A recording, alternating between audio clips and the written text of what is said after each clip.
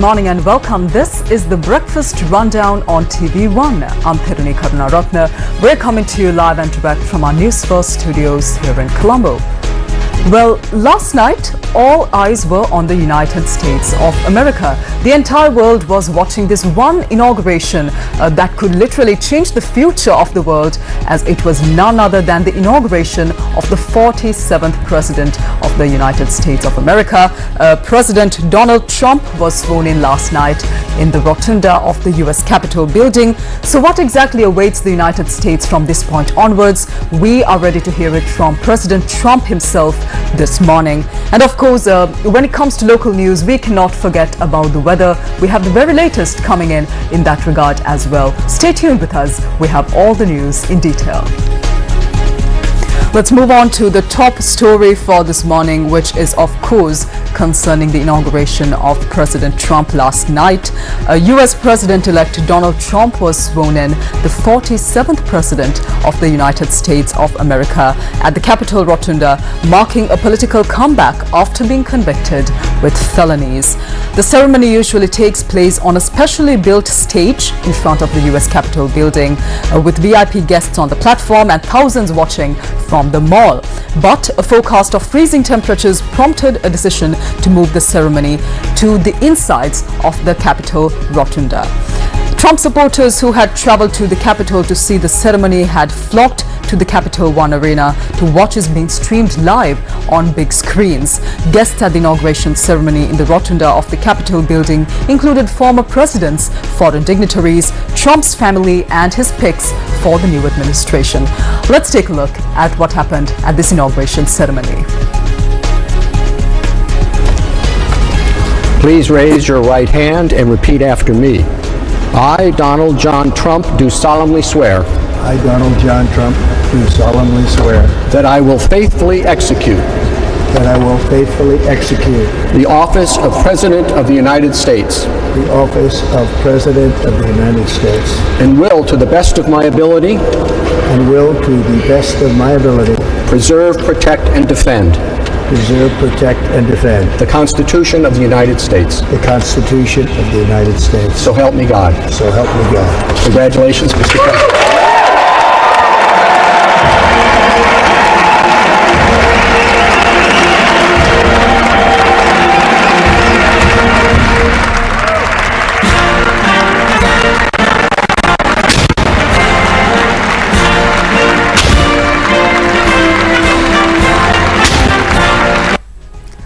Well, President Trump is back for a second term at the Oval Office, and in this inaugural address this year, Trump vowed the golden age of America is starting, as he listed his priorities concerning trade, immigration and national security, and he also criticized former President Joe Biden, who is actually sitting quite nearby. Let's take a look. The golden age of America begins right now.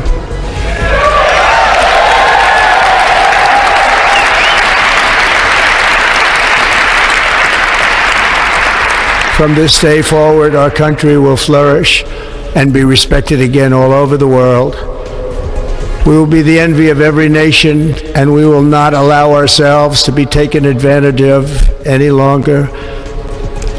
During every single day of the Trump administration, I will very simply put America first.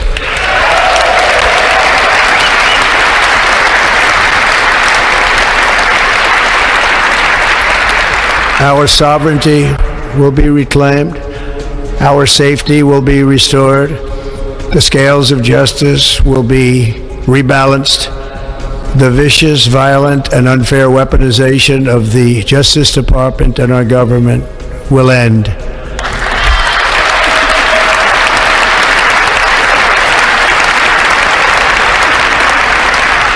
And our top priority will be to create a nation that is proud, prosperous, and free.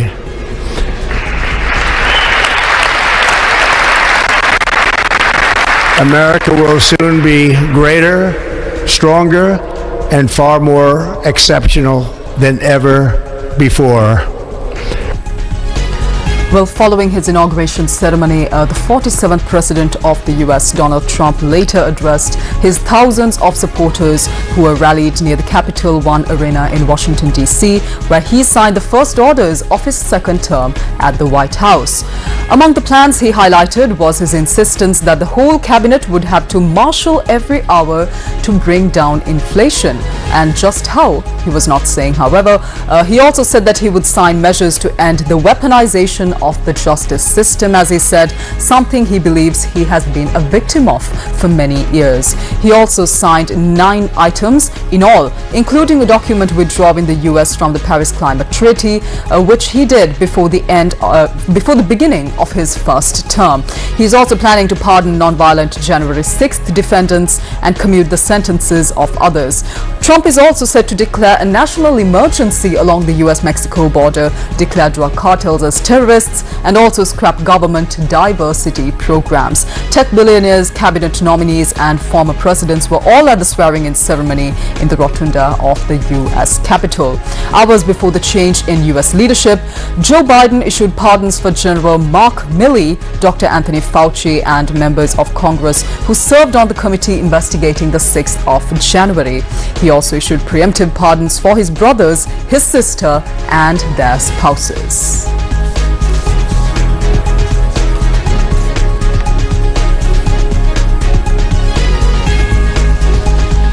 Let's move on to local news for this morning now. The headline-making local news item is, of course, the adverse weather conditions that are being experienced across Sri Lanka.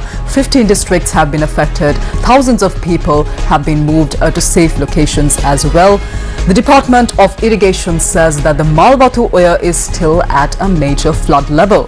The department adds that the Yarn Oya as well as the Kala Oya have reached flood levels. However, the Met Department says that the extreme rainy conditions prevailing in the island will recede from today. Ampara District Secretary Chintaka Abevikrama says that the impact of heavy rainfall on the district would also reduce if rainfall is not experienced in the region over the next few days. He adds that all 5 sluice gates of the Senanayaka Samudra are now open. He adds that the reservoir continues to receive a large volume of water from the upper catchment areas as well. Meanwhile, the sluice gates of the Senanayaka Samudra in Inginiagala were opened, releasing water into the Gal Oya. And this has caused the riverbanks to breach, submerging several paddy fields in the surrounding areas. And meanwhile, more paddy fields were submerged due to the overflow of the Kala Oya, Yarn Oya and Malbatu Oya in the Anuradhapura district. The number of districts affected by the ongoing adverse weather conditions is 15. The Disaster Management Center says that 20,300 individuals belonging to 6,785 families have been affected by the ongoing heavy rains. The number of deaths due to inclement weather has also risen to 2. 3 individuals have been injured, and the DMC says that 1,165 individuals are currently sheltering in 22 safe locations. 173 cases of partial house damage have also been reported. Now, meanwhile, schools in the north, central and eastern provinces will be reopened today due to the reduction of heavy rainfall in those areas. Due to heavy rainfall, all schools in the eastern province was closed yesterday. Provincial Governor Jayantalal Ratnasiri said that the scheduled term examinations will now be held on Saturday. Additionally, all schools in the north central province were also closed yesterday. However, due to the reduction in rainfall, schools in both these provinces will be reopened today. Now, the landslide warnings issued for multiple divisional secretariat divisions of 4 districts are still in effect. The National Building Research Organization said that accordingly, these landslide warnings that were issued cover the Badulla, Kandy, Kurunegala and Mathale districts. Let's move on to the weather forecast for this morning. The Met Department, like I previously said, has said that starting today, heavy rainfall will certainly recede over the island. Several spells of showers will occur in the eastern, north central and over provinces and in the Mathale, Nuwara Eliya and Hambantota districts. A few showers may occur in the northern province as well. Showers or thunder showers will occur at several places elsewhere in the evening or night. Fairly strong winds of 30 to 40 kilometers per hour can be expected at times in the eastern slope of the Central Hills and in the northern, north central, eastern and northwestern provinces and in the Hambantota and Munaragala districts. Misty conditions can be expected at some places in the western, Sabaragamuwa and central provinces and in the Gaul and Mathura districts during the morning hours. And as always, the general public is requested to take adequate precautions to minimize damages caused by temporary localized strong winds and lightning during thunder showers. Let's move on to our final local news item for this morning. The Parliament is scheduled to convene today at 9:30 a.m. under the leadership of Speaker Dr. Jagat Vikramaratne. The Parliament is scheduled to convene from today until this Friday, the 24th. Parliament Secretary General Kushani Rohanadira says that the adjournment debate concerning the Clean Sri Lanka initiative will take place on both today and tomorrow.